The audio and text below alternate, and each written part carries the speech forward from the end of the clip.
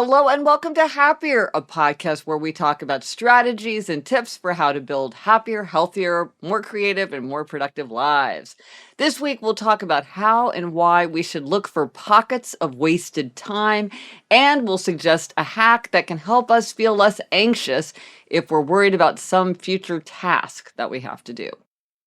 I'm Gretchen Rubin, a writer who studies happiness, good habits, the five senses, human nature. I'm in my little home office here in New York City, and joining me today from LA is my sister, Elizabeth Kraft. And Elizabeth, I never feel like I have wasted time when I'm talking to you. That's me, Elizabeth Kraft, a TV writer and producer living in LA. And Gretch, right now I'm using all of my pockets of time to prepare for Thanksgiving because I'm hosting. Oh, yes, that is a major undertaking. So we are wishing you well. Thank you. Before we launch in, we have a very special episode coming up. That's episode 460. Every 10th episode is a very special episode. And this one is about resolutions. Yes, new year, new you. It's kind of a cliche, but a lot of people do use January 1st as a clean slate and an opportunity to reflect and think about New Year's resolutions. So what are your comments? What are your insights? What hacks have you found? What strategies have worked for you? What resolutions have changed your life? And what didn't turn out well? Yeah, right. What have you learned in having your resolutions go awry? Or maybe it turned out it didn't make a difference. Right. You tried something and it didn't work out. It's nice to cross things off the list. And of course, what we're interested most is what have you used? What strategies have you used to help you keep your habits? I talk about the 21 strategies of habit change in my book, Better Than Before. Did you use those strategies? Did you come up with something yourself?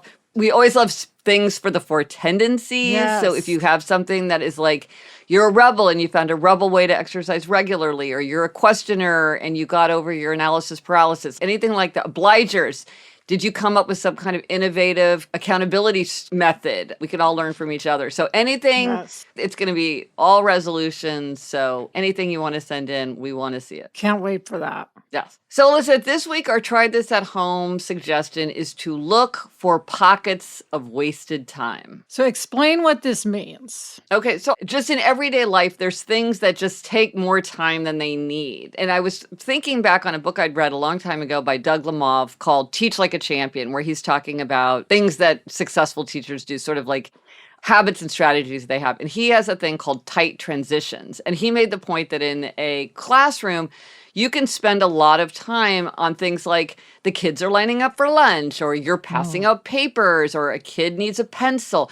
And that by really tightening those transitions, you reclaim a lot of time for teaching and learning. And so I was just thinking in my own life, like, where are my pockets of wasted time? You know what I mean? Yes. Gretch, I can tell you from my past experience, a major Yeah. pocket of wasted time is ordering lunch in the writer's room. Oh. So when you work in an office on a show, you order lunch every day. And this process can take an hour. I mean, it's discussing where to go. And then you have to pass around the menu and sign up. And the menu and sign up sheet inevitably gets caught on somebody who's having a conversation. And then it doesn't go around. And then, look, we always say in the writer's room, like, talking is valuable, catching up, getting to know each other, sharing stories. That's all valuable, but it is not valuable to sit around and wait for people to order a burger. Yes. Because sometimes you're right. And I was thinking about this was like Zoom meetings, because sometimes, and this is a complaint people have about Zoom meetings, is they're too intentional and too purposeful. So you don't have that catching up, getting to know each other, forming friendships and relationships that are more easy to have when you're in person and you have that downtime, because that's valuable. But especially on Zoom, you either want to be having valuable, let's get to know each other time, or you want to crisply get in and get out. Yeah. What you don't want is the dithering, yada, yada, yada, yada, yada time. Yes. In fact, I think that's one reason why, for instance, in Hollywood, Zoom pitches have become much more popular for executives than in-person pitches. And I think part of it is just for that reason, that it's a quicker in and out, for good or for bad. Right. Well, I'm sure there's pros and cons. But back to the lunch issue. So how do different people deal with that? Because that's, I mean, an hour out of your workday in the middle of the day. And you can see how people would enjoy the let's debate this restaurant Yes. Well, versus that yes, and restaurant. what often happens is they don't do it early enough, and then lunch doesn't come till 2, and anyway, Oh, it's a right. whole thing, but Sarah and I work for someone who had not worked in TV for years, had worked in TV and then not, and then was back, and he came Uh-huh. back saying, "I have figured out being a showrunner, and that is a new lunch system." Ah, And so on Friday, we had to decide what 5 places we were going to the next ah, week. And then menus would be passed out. And then everybody had to sign up by Monday morning for everything they ah, wanted for the week. And ah, if you wanted to ah, change your order that day, you could, but that was on you. uh-huh, So if uh-huh. you on Wednesday didn't want the thing you thought you wanted, you had to go tell the person getting lunch, I want to change this. And if not, you just got what you signed up for. So we spent no time in the room on lunch, and it really was revolutionary. And so would you make those 5 decisions kind of on your own time? You'd look at the menus. Yes. Well, also that kind of conversation can be really draining and demoralizing because you just feel like if people want to get things done, especially if they're like, I want to get this done and get home or whatever, it's very discouraging for them that this time isn't, it's just a drain. It's a drain on the system. Yes. I was looking in my own life for wasted time, and I found 2 pockets of wasted time. One is I realized that I leave a lot of papers out, and I used to think that was bad, but now I realize it's good because if I leave certain kinds of papers out, it's because I know that I'm going to need them or I'm using them as a reminder, whatever. So I no longer fight that. But all my papers look exactly alike. And so I realized that I was spending a lot of unnecessary time looking at Mm. something to remind myself, okay, this is about a paid speaking thing I'm doing. Is it this one on the 15th or is it this one on the 1st? And now I realize if I would just, in very big letters at the top, write what it is, then I could just quickly glance at my piles and know which one I'm looking for. It's not a lot of time, but it's very boring time. And Right. it's kind of effortful to look at a document and make sense of it. And this way I could just be like November 15th. And then I'm like, okay, that's important because that's this month. And that other thing is December. Anyway, the way my mind works, that will work for me. And here's another one that I'm really excited about so much that I'm going to do it. I'm either going to make it part of my happiness project for next year, or I'm going to make it part of my 24 for 24. I have not yet decided where to classify it. Is I am going to take the shortest possible shower. Interesting. What's your aim? Okay, so I realize it's better for the environment because I'm using less water. And listen, ever since we had our conversation with Matt Damon, which was amazing, I've always thought like, Yes. oh, I want to watch my water intake. So shortest possible shower. And often because I do run cold, even though I do have my lotion warmer, which I love, I don't like getting out of the shower because it just always makes me cold. So I stay in there way too long. But the fact is, I'm just wasting water. I'm drying out my skin. And it's just an hour later. It's going to be exactly the same Right. experience. And so it's a win-win-win if I just take the shortest possible shower. And then also, I don't like taking showers because I'm like, oh, it's such a long time. But it actually doesn't take that long if you take the shortest possible shower.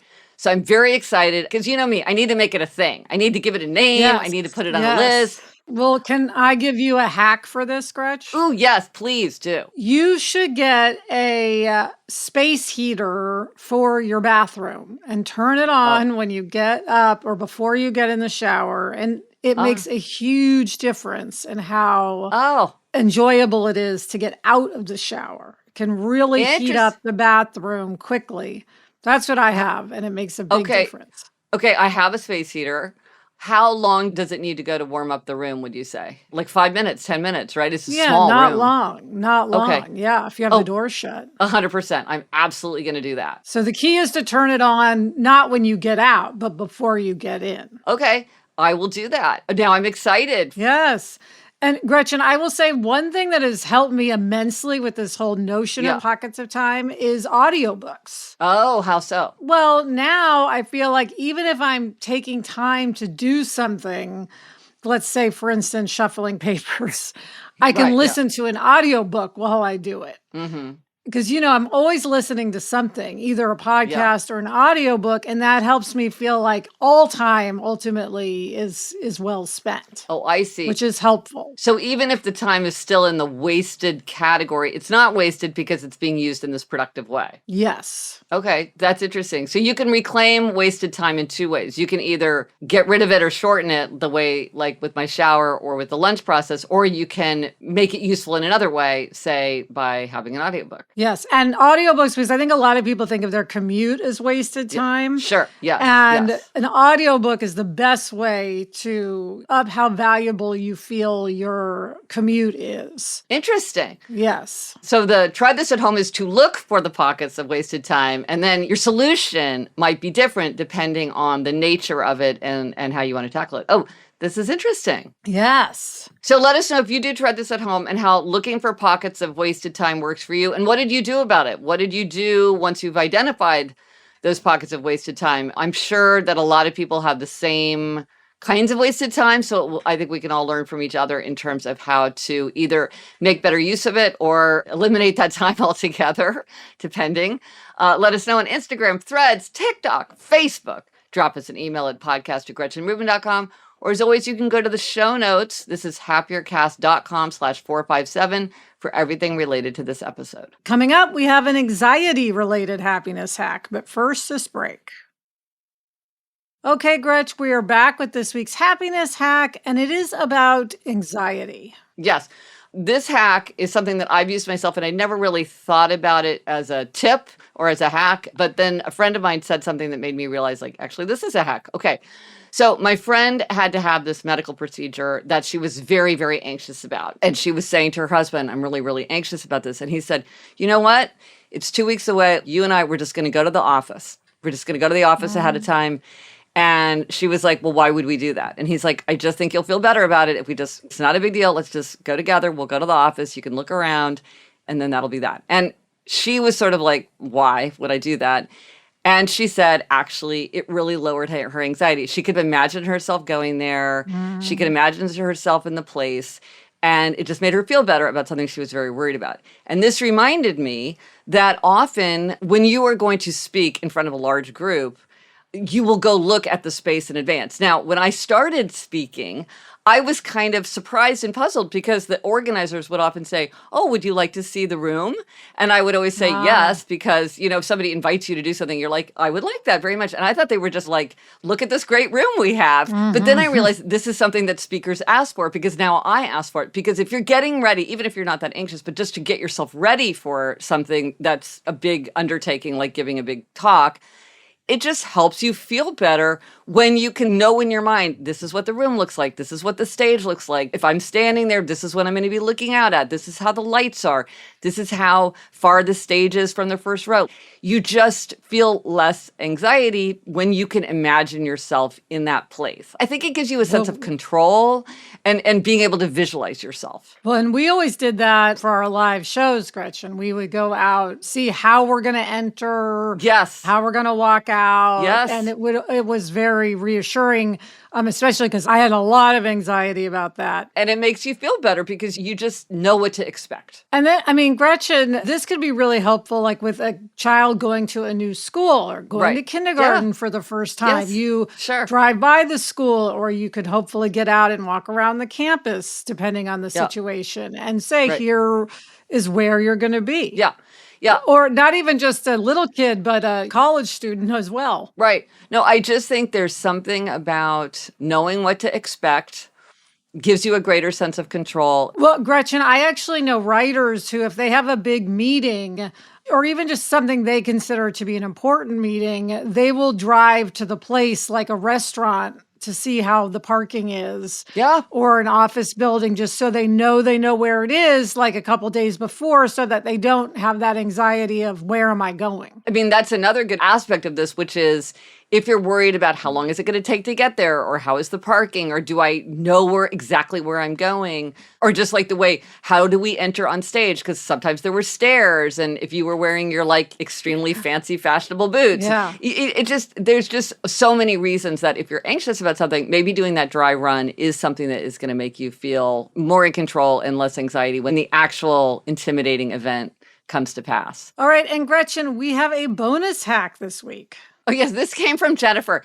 And I think this is This is a very small practical hack, so maybe it's not a whole hack, but it's definitely worth mentioning as an elegant solution for a common problem. And this comes from Jennifer Gretch. She says, store your face cream/lotion jars on their side. This allows the contents to settle so you can scoop it out easily. I've always struggled getting the last bits out. I mean, this is so clever. And I know that Yes. when you're just like, especially with a larger bottle where you can't reach the bottom with your Yeah. finger and you're like, oh, there's all this expensive lotion, or you just don't Yes. like the waste of it. It feels like I got to get this out. And then you put it upside down and it makes a mess. Store it on its side. There you go. Thanks, Jennifer. That's a great hack.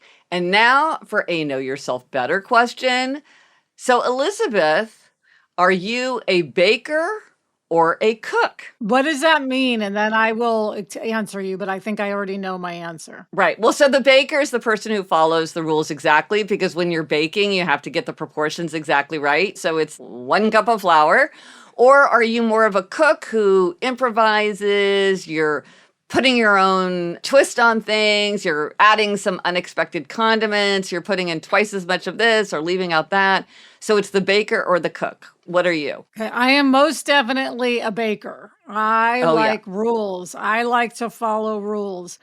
In fact, Gretchen, yesterday I got a notice from school saying someone with your decal dropped off their child in the wrong spot, and that's not allowed. And please don't do this, or we're going to fine you. And I wrote back, I said, I assure you that was not me, because I follow the rules and I dropped him off where I always drop him off. There's no possible way that was my car, because I don't want to get penalized. No. Oh my God. It's so funny though, because I so much don't want to get in trouble that if I feel like I'm being, and I've got my whole thing about unjust accusation, it's like I will want to like show up at the office and be like, let me explain to you and show you photographic evidence. Like, let's look at the tape, man. Let's run it back. Yes. I want to show you that was not me. Yes. So while I don't bake or cook in real life, Right. if I am Yes. one, I am most definitely a baker, as are you. Yes, we are the same way. We are bakers. We are non-baking bakers. We are bakers at our heart, but we do Yes. not do the baking in the world. The worst thing someone could say to me is metaphoric equivalent to add a dash of salt. I'm like, no, Yeah. I need to know How much salt? exactly what to do. Right. Or like flavor to taste, or simmer Yes. until done, or whatever. You're like, I don't want to improvise. I don't want to add my own. But so here, Elizabeth, I wonder if there's a Four Tendencies tie-in. You're an obliger and I'm an upholder. I wonder if they are more likely to be bakers. And I wonder, I think guess rebels so. would probably be more likely to be cooks because they don't like to follow rules. That's kind of the essence of rebels. Though rebels will always surprise you, so I can imagine that there could be a rebel baker because they're always going to put their own spin on it. And this is why I would love like gigantic data, because people are always asking me about correlations and it's just hard to tell because I only have Right. anecdata. I did my survey to see about the relative sizes of the Four Tendencies, but beyond that, people are like, does it correlate with professions or does it correlate with bakers and cooks? I just don't have that kind of big data. I would love to have it. One day, maybe. One day. Yes. And now for a listener question, and fittingly, this question does tie into the subject of the Four Tendencies. And by the way, we should mention, if you don't know what we're talking about or you want to find out whether you are an upholder, a questioner, obliger, rebel, you can take the quiz at GretchenRubin.com/quiz. This is a question related to upholderness. And this comes from Lisa. She says, my 14-year-old son is an upholder through and through. He just started high school this year, and he has a big list of things he wants to accomplish both in school and outside of school. He has some time in the morning between when he gets to school and when he has to go to homeroom. He likes to read in the library during this time, and he feels this is important as he has a number of books he wants to read for personal reasons. He found a table where he was able to sit by himself and read. However, a group of girls he is friends with has started coming over to talk with him every morning. He asked me how he can politely tell them he would prefer to read in the morning and talk with them later. I advised him that I didn't think there was any nice way to say this. This is a new school that has students from 19 towns, and I worry that this could be off-putting and might risk friendships and cause hurt feelings. and friendships in high school and especially a new school are so important.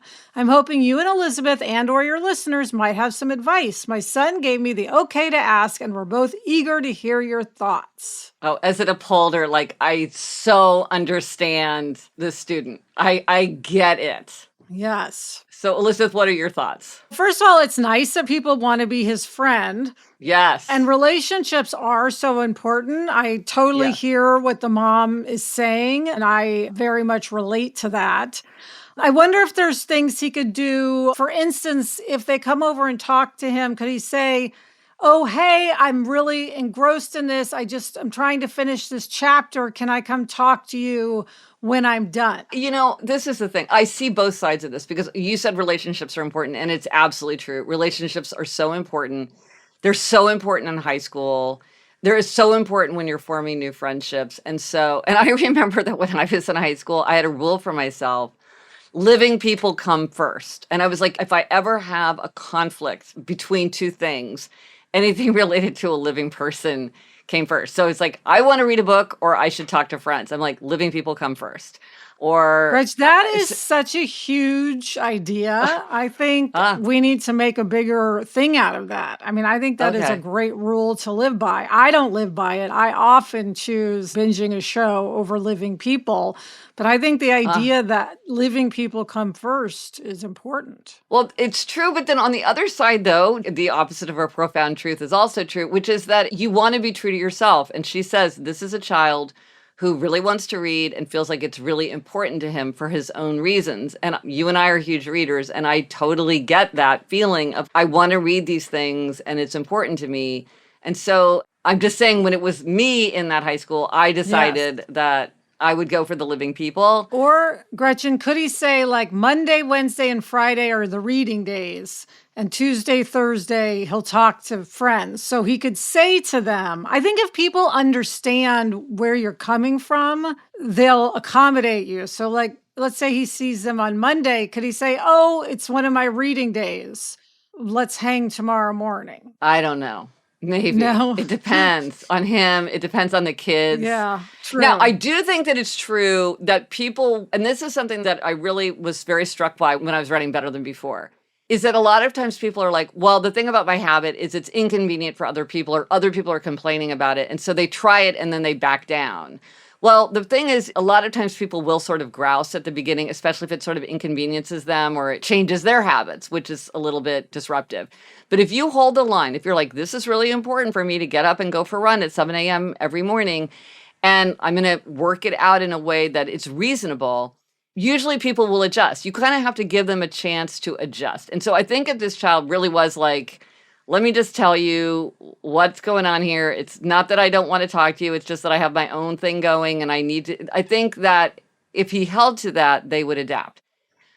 However, it seems to me that high school is a kind of particularly fraught relationships time. Yeah. So I don't know. Both things are true. The thing is, reading is great and talking to people is great. And being true to your own values is really important. But the fact is that also strong relationships are very important. And yeah. I mean, I fall to your thing of living people come first, ultimately. But I would also say, could his mom help him out? For instance, let him read during dinner. You know, maybe they sit around usually and talk, but given that we're trying to bolster relationships at school, maybe there's something that could give at home. Interesting. Okay, well, this is, listeners, we don't have the answer here clearly, but what are other ways to think about this? What are other solutions, Elizabeth, that I had not even thought of that? That's like a completely different way of thinking about time. Then you could also say, well, family time is important, but you're like, well, maybe family time gives way to this at this time. We often talk about like seasons of life and that certain things come to the fore and certain things move backwards at different seasons of life. I think this is going to be fascinating. So everybody, what do you think? What are your suggestions? How would you approach this dilemma? Coming up, speaking of reading, Gretchen has a reading demerit. But first, this break. All right, Gretchen, we're back with demerits and gold stars, and you are up this week with a happiness demerit. Well, yes, and I should be inspired by the 14-year-old student who is really holding the line, making time for reading. That is very admirable, even if he decides to do it differently in that particular thing. But I have not been doing a good job of holding my reading time. I don't understand it. I love to read. I value reading time, and I just have not been reading enough. It's just...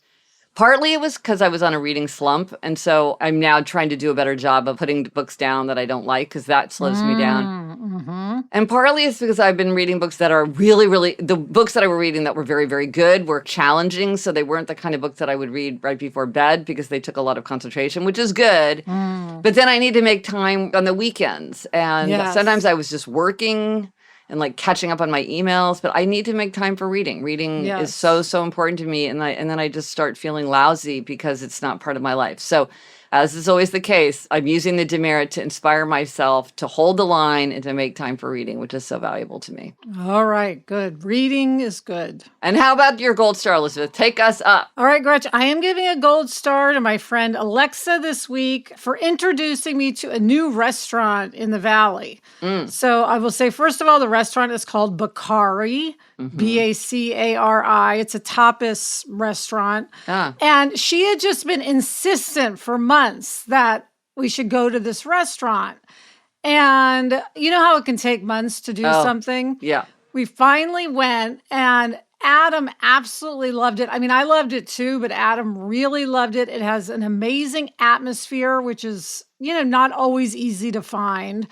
Great food. It's a great place to go with friends. Or we just went, Jack, Adam, and I went the other night and had a great time. And the thing about a new restaurant is that it opens up the neighborhood. It makes it feel like, we have this whole other choice in front of us. Right. It feels like it makes your life bigger just to have another destination point. Yeah. Gold star to her for really sticking with, you have to try this restaurant. She was right.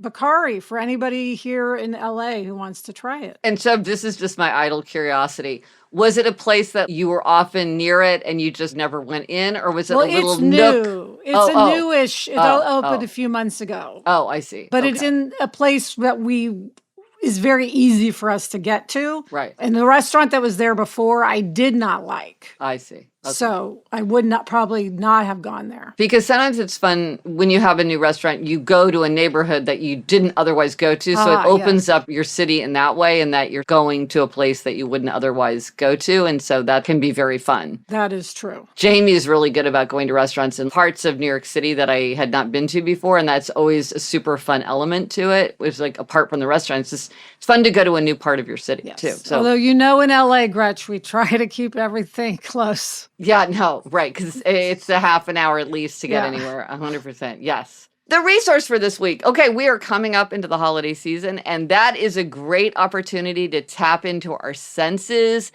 There are the smells, the sights, the tastes, all the things about the holiday season. So take the neglected sense quiz and figure out which of your sense you neglect, and then that is something that is really fun to really explore during this time of the year when there's a lot of sensory delights to be enjoyed. You can take the quiz at GretchenRubin.com/quiz. Elizabeth, you and I, we know that our most neglected sense is taste. Yes. And so when we're together for our Kansas City Christmas, we'll have to think, maybe this is when we'll try Marmite. Yes. We've been talking about that. We wanted to try something new. Okay, if we can get some Marmite in Kansas City, we'll try it together. But you can have a sense of adventure. You can do something with someone else. You can find a new source of comfort or calm or creativity. And it's just a new way to enjoy the holiday seasons because maybe you're overlooking everything that's offered to you through that sense. And again, that's GretchenRubin.com/quiz for what's your neglected sense. So Elizabeth, what are we reading? What are you reading? I am reading Liar's Poker by Michael Lewis. And I am just about to start Beyond the Deep Woods by Paul Stewart and Chris Riddle. And that's it for this episode of Happier. Remember to try this at home. Look for pockets of wasted time. Let us know if you tried it and if it worked for you. Thank you to our executive producer, Chuck Reed, and everyone at Cadence 13. Get in touch. Gretchen's on Instagram and Threads and TikTok at Gretchen Rubin, and I'm on Threads and Instagram at Liz Craft. Our email address is podcast@GretchenRubin.com. If you like the show, usually I say recommend it to a friend, but today I'm going to say rate and review it. That is another way that people discover a show. They look at the ratings, they look at the reviews. So that really, really does help us out if you take a second to rate and or review. Until next week, I'm Elizabeth Craft. And I'm Gretchen Rubin. Thank you for joining us. Onward and upward. You'll love this. So for Thanksgiving, the party crackers we're always talking about. Yeah. I've got one shaped like turkeys. They're very cute. Oh, how fun. Yes, I will send you a picture. It really does add a lot to the festivity. Yes.